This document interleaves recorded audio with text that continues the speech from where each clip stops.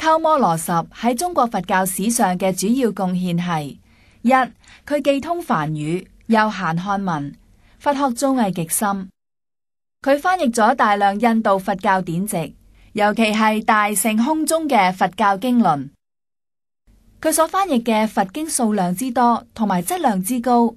喺漢晉時期嘅佛經翻譯史上係絕無僅有嘅。高僧傳提到佢翻譯咗300幾卷，開元釋教錄再有74部384卷，係我國歷史上著名嘅4大佛經翻譯家之一。尤其係佢所翻譯同埋弘揚嘅大乘空宗佛經，好似中論、百論、十二門論、般若經、金剛經等，而後對我國佛教嘅發展起咗巨大嘅作用。唐初，高僧吉藏以鳩摩羅什譯出嘅中論、百論、十二門論為依據，創立咗三論宗，並尊鳩摩羅什為始祖。草堂子就成為咗三論宗嘅祖庭。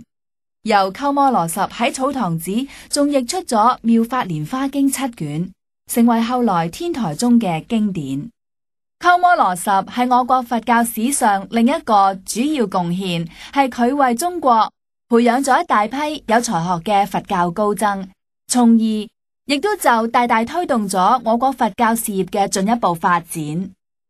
相傳羅什嘅弟子有3000幾人，其中有唔少就成為咗當時或者係後來嘅著名人物。咁樣相傳有4聖、8晉、10哲之稱。